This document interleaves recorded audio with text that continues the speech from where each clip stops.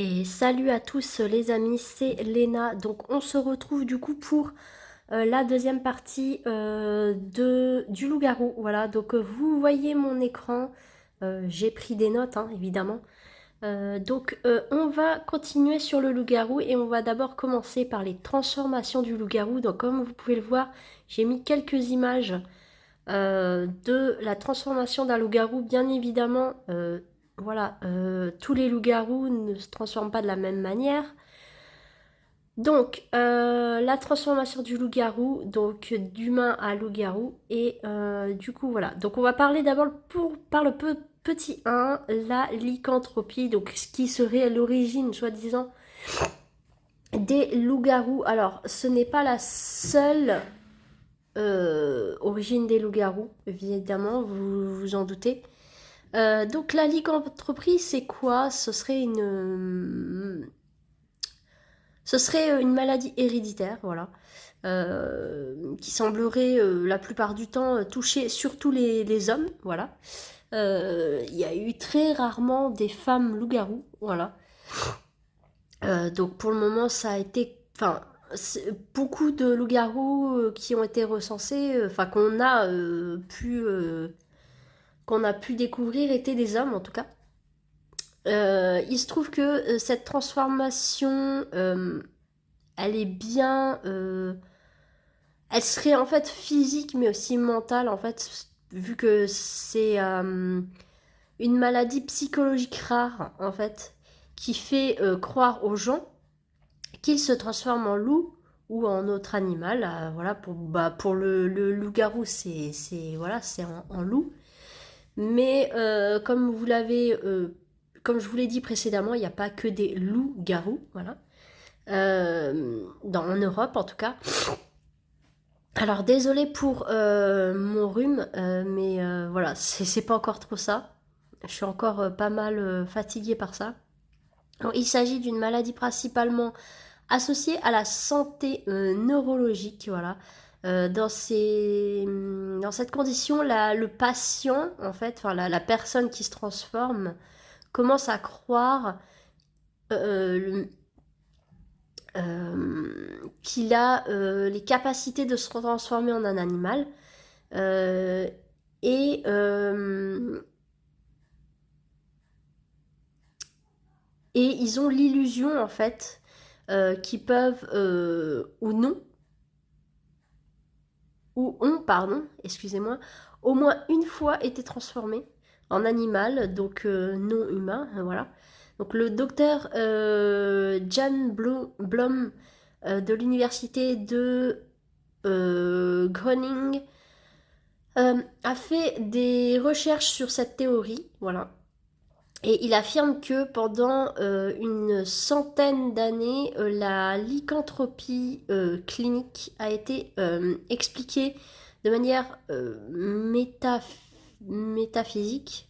Aujourd'hui, la science moderne a conclu de façon catégorique qu'il s'agit d'une maladie du cerveau. Voilà. Cette fameuse créature qu'est le loup-garou se caractérise par son comportement bestial, sa force brutale, sa sexualité violente et son absence totale de scrupules. En fait, en gros, une fois qu'il est transformé, il n'a plus aucun sentiment en fait. La transformation peut s'avérer être partielle, limité à certains détails physiques, donc poils, dents, yeux, griffes, force décuplée. Donc ce qu'on a évoqué du coup dans les caractéristiques du loup-garou précédemment. Voilà. Euh, le le loup-garou sous sa forme humaine, voilà, ça c'est sous la forme humaine. Le loup-garou peut conserver des poils sur les paumes des mains et, comment dire, et avoir l'index plus long que le majeur, voilà. Donc c'est un peu bizarre, oui, parce que le majeur c'est le doigt le plus long chez l'être humain. Et en fait chez le loup-garou c'est l'inverse, c'est l'index. Donc voilà, après ça reste une caractéristique, mais je suis pas sûre que ça soit pour tous les loups-garous comme ça. Il garde également les égratignures, les blessures contractées pendant ses activités animales. Donc ça veut dire, comme je vous l'ai expliqué, que quand une personne se transforme en loup et qu'il se bat avec quelqu'un, s'il est blessé, il va garder ses blessures en tant qu'humain. Voilà. Il peut également s'agir d'une transformation uniquement mentale. Il s'agit généralement d'une maladie de schizophrénie, en fait, dans laquelle la personne croit qu'il est un loup et qui se caractérise par des hurlements, le port d'une fourrure, oui, oui, oui, la consommation de viande crue, voilà, et des agressions sur autrui, l'isolement, etc. Voilà. Donc agression sur autrui, c'est agression sur d'autres personnes. Voilà. Si vous voulez savoir. Par contre, je préfère vous le dire, personnes sensibles s'abstenir parce que comme je vous ai dit, je vais évoquer des termes choquants. Donc c'est un sujet qu'il faut aborder et en étant conscient des termes qui vont être dits dans cette vidéo. Donc voilà, je préfère vous le dire. Donc c'est au moins interdit au moins de 13. Voilà. Donc on va maintenant passer au deuxième petit point, l'hypertrichose, donc qui serait une des on va dire des caractéristiques, enfin des maladies, si on préfère, qui font supposer que la personne est un loup-garou. Donc c'est pas tout à fait pareil, mais c'est une maladie génétique rare, donc qui provoque une croissance excessive des cheveux. Donc vous regardez, voilà, j'ai une ou deux photos qui peuvent vous montrer. Donc c'est très choquant, hein, je peux comprendre. C'est vrai que c'est une maladie rare en plus, donc ça touche quand même plus des personnes qui sont plus nord-africaines, indiennes, tous ces personnes-là, voilà. Enfin après, voilà, je ne sais pas où précisément il y en a le plus, mais voilà, j'ai récolté une ou deux photos pour que vous puissiez voir de quoi je parle. Donc l'hypertrichose congénitale est parfois appelée le syndrome du loup-garou, en fait, bah, juste par rapport au fait qu'il y ait une pilosité très importante. Voilà.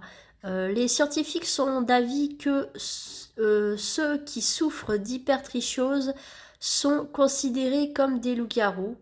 La raison en est dans l'hypertrichose, des poils commençant à pousser sur le corps, y compris sur le visage. Voilà, donc elle peut être active, donc elle est volontaire et se réalise au moyen de médicaments, de peau de loup et d'incantations magiques. Après, bon, voilà, hein, je mets ça entre guillemets, les incantations magiques, mais ça peut, voilà. Je vous les mets quand même dans les choses qui sont citées, de rites diaboliques ou l'accomplissement de certains péchés mortels. Voilà.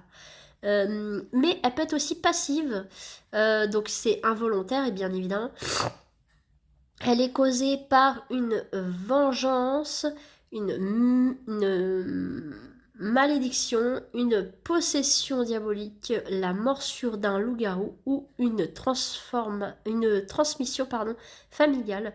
Donc voilà, donc en gros une transmission héréditaire qui fait que du coup, voilà.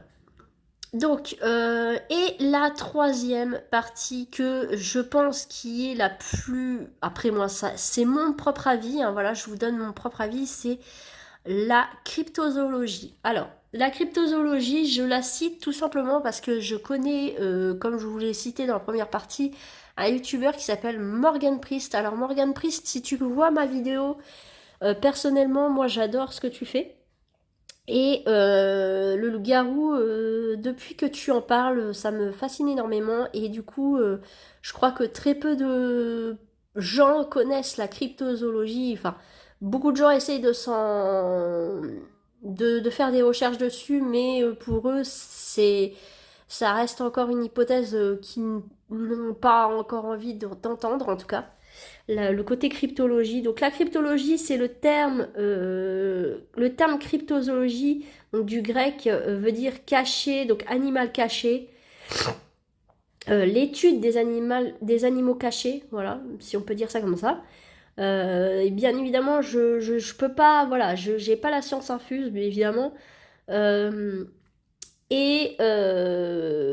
soit étude des animaux cachés, si on traduit vraiment littéralement tout, qui désigne du coup des animaux dont l'existence même est sujette à caution, controversion si vous préférez, tel le dauphin du Sénégal ou plus connu le Yéti et le monstre du Loch Ness. Donc voilà, donc voir des animaux supposés éteints, voilà. Donc en fait le loup-garou ce serait une créature à part entière qui serait entre guillemets, je veux pas dire ça parce que c'est pas vraiment le terme approprié, mais un peu mythologique, même préhistorique si vous préférez. Mais c'est pas vraiment ça, mais c'est une créature qui a été longtemps cachée en fait et qui réapparaît bien un peu plus maintenant. Donc voilà. Le néologisme dont la définition même n'est pas clairement établie. Et selon le GDT, donc une science qui tente d'étudier objectivement le cas des animaux seulement connus par les témoignages des pièces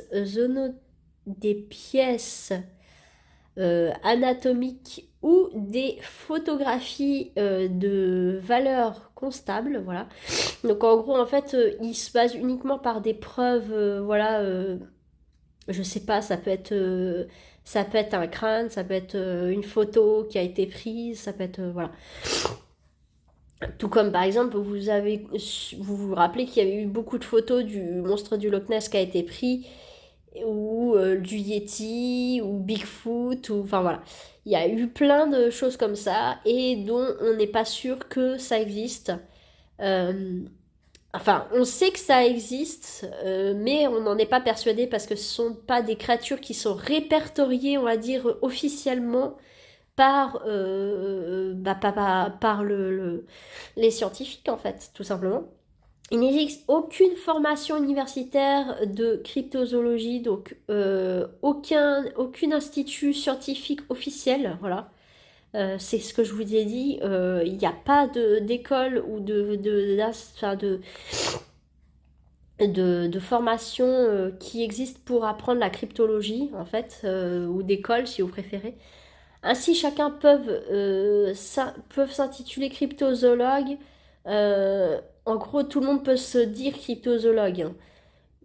Ne doit être considéré ici comme relatif à la cryptozoologie que ceux qui se rapportent au travail d'un zoologue intéressé par la cryptologie. Donc en fait, vraiment les seules personnes qui peuvent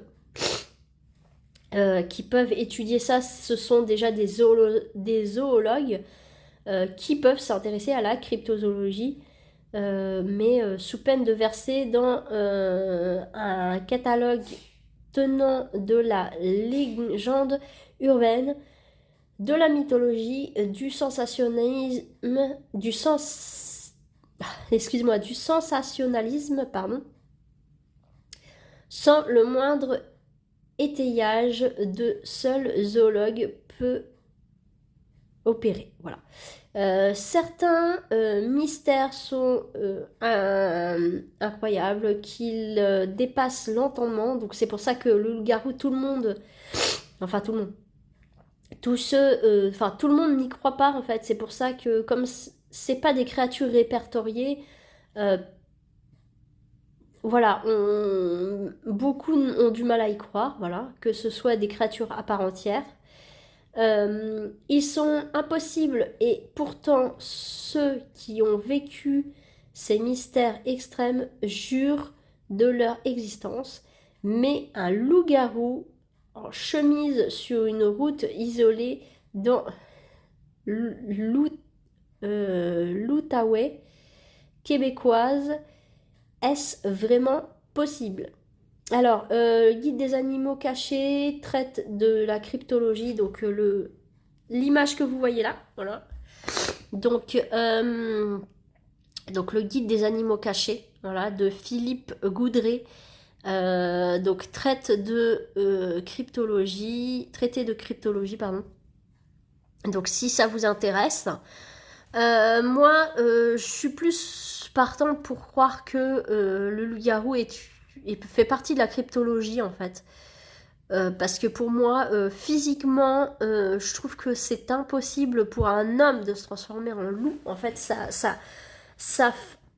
c'est impossible. Enfin, pour moi, c'est impossible parce que ça changerait totalement son anatomie.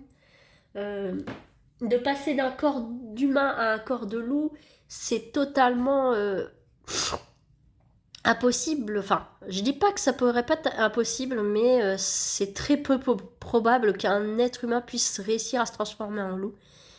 Parce que les pattes du loup-garou, c'est comme notre genou, mais en fait en inversé. Donc c'est comme si vous aviez votre genou derrière au lieu qu'il soit devant. Donc déjà, pour que nous, on se transforme comme ça nous désarticulerait totalement. Moi, en tout cas, c'est la théorie que j'ai. Après, chacun est libre de penser ce qu'il veut. Donc voilà. Et ensuite, dernière partie qu'on va évoquer, donc la partie numéro 5, donc le grand 5. Non, grand 6, pardon, excusez-moi. Le grand 6, comment tuer un loup-garou. Alors, après, moi, je ne suis pas contre tuer les animaux en général. Je trouve que ça n'a aucun sens de tuer un animal, sauf si vraiment vous avez besoin de vous nourrir, voilà, si vous êtes vraiment, vous n'avez rien à manger et que vous n'avez pas le choix. Mais tuer un animal n'est pas une solution, donc tuer un loup-garou, bah, ça revient à la même chose. C'est comme si vous tuez un cerf, je sais pas, enfin voilà, comme si vous tuiez un animal autre, voilà. Donc, je vais quand même vous en parler. Après, voilà, chacun est libre de faire ce qu'il veut. Donc, pour tuer un loup-garou, il faut utiliser, alors, soit des balles en argent. Après, voilà, je pense qu'une balle en argent n'est pas plus efficace qu'une balle classique, mais voilà. De préférence bénite et marquée d'une croix. Alors, après ça, c'est chacun ses religions. C'est suivant si vous êtes croyant ou pas, mais personnellement, je suis pas sûre que ça change grand-chose. Cela fait référence à l'homme ayant tué la bête du Gévaudan, du Gévaudan, donc Jean Chastel. Voilà. Donc tout le monde connaît hein, la bête du Gévaudan, mais je trouve que c'est pas la meilleure référence en tout cas. Parce que la bête du Gévaudan, au final, c'est pas vraiment un loup-garou, c'est un être humain avec une peau d'animal et qui fait croire que c'est un loup, un énorme loup qui dévore les habitants. Donc voilà. Donc ceux qui connaissent pas, bah désolé, je vous ai un peu spoil le film, hein, mais je pense que tout le monde connaît la bête du Gévaudan. Voilà. Après, il y a aussi le Pacte des loups, si vous aimez, mais personnellement, c'est pareil, ça reste dans le même, dans le même type que la bête du Gévaudan, voilà. Après, je vous évoquerai les films et les séries, en tout cas que moi, j'ai mis dans la liste de ce que je pense qui sont plutôt pas mal. Après, ça reste du fictif, hein, ce que je vais vous montrer. Ça n'est pas la réalité de ce qui est dit dans... Enfin, ce n'est pas la réalité du loup-garou. Ce qui est montré dans les films et les séries ne sont pas la réalité des véritables loups-garous. Ça reste du fictif. Et ça reste toujours dans le principe où c'est un être humain qui se transforme en loup. Donc voilà, ça reste de la lycanthropie au final. Donc d'après certaines traditions, le loup-garou ne meurt que si son fils aîné accepte ou décide de lui succéder. Voilà. Donc en gros, si lui il décide de devenir un loup-garou. Dans certaines régions européennes, cette créature peut également se transformer en vampire après sa mort. Alors, le vampire, on l'étudiera dans une autre vidéo. Voilà, parce que pour l'instant, je suis encore sur le loup-garou. Et du coup, vous me direz d'ailleurs dans les commentaires, juste en dessous, quel est le sujet que vous voulez que j'étudie pour Halloween. Donc, il y aura soit le vampire, il y aura le démon, voilà. Ou alors, je pense, je dirais peut-être le zombie. Donc, vous me redirez entre ces trois choix-là, lequel vous préférez. En réalité, le loup-garou serait principalement des hommes. Donc, comme je vous l'ai expliqué, ce seraient des hommes qui seraient la plupart du temps touchés par ça. Par. Enfin, en tout cas, l'homme. Hein, je dis l'homme, mais voilà, c'est la créature masculine. Voilà. Mais également parfois des femmes ou encore des enfants s'isolent la nuit et ayant un comportement très étrange. Donc, ceux-ci posséderaient une peau fortement asséchée, pâle et jaunâtre, couverte d'écorchures superficielles. Voilà. Il aurait également des cicatrices et abcès, voire des mutilations suite à leur longue course à travers la forêt et la nature en général. Ils peuvent également avoir un excès de poils et de grandes canines de couleur brune. Leur bouche est sèche et rouge et leurs yeux caves et colorés par l'afflux du sang. Donc les loups-garous sont victimes de leur porphyrie. Ouais, porphyrie, c'est ça. De leur porphyrie. Et qui est une maladie héréditaire du métabolisme pouvant être traitée à l'heure actuelle. Voilà. Lors de cette maladie, le corps n'est plus assez puissant pour évacuer les porphyrines, donc produits toxiques, voilà, qui se déposent sur la peau, entraînant alors une grosse photosensibilité accompagnée d'une apparition de rougeur et de décollement de la peau lors de l'exposition au soleil. Voilà. Donc, j'espère que le sujet vous aura plu, les amis. Moi, personnellement, j'ai adoré vous faire cette vidéo. Alors, évidemment, je vous ai lu. Hein, j'ai lu mes notes. Mais malheureusement, j'ai pas réussi à imprimer, en fait. Et d'habitude, j'imprime pour vous expliquer, on va dire, de manière un peu plus simple. Mais là, ça a été compliqué d'imprimer. J'ai pas compris, mon imprimante n'a pas voulu que j'imprime ce que je vous ai lu, en fait, au final. Parce que normalement, je reformule un petit peu les notes que j'ai. Hein. Donc là, malheureusement, j'ai pas pu reformuler plus que ça. Donc j'ai essayé de vous expliquer avec mes mots encore, quand même, malgré les termes un peu compliqués qu'il y a quand même dedans. Mais voilà, donc moi je vous fais plein de bisous et redites-moi en dessous dans les commentaires le sujet que vous voulez que j'étudie. Alors il y aura, donc comme je vous ai dit, il y aura le vampire ou le démon ou alors le zombie pour le thème d'Halloween. Donc redites-moi dans les commentaires lequel des trois sujets vous voulez que je fasse pour Halloween. Donc je pense que je ferai un sujet par mois, je pense que c'est plutôt pas mal. Voilà, donc en attendant, moi je vous fais plein de bisous et du coup on se dit à la prochaine pour une nouvelle vidéo Donc j'espère que ça vous a plu et moi j'ai adoré vous la faire. Voilà, en attendant, je vous dis à la prochaine et surtout prenez soin de vous. Bye!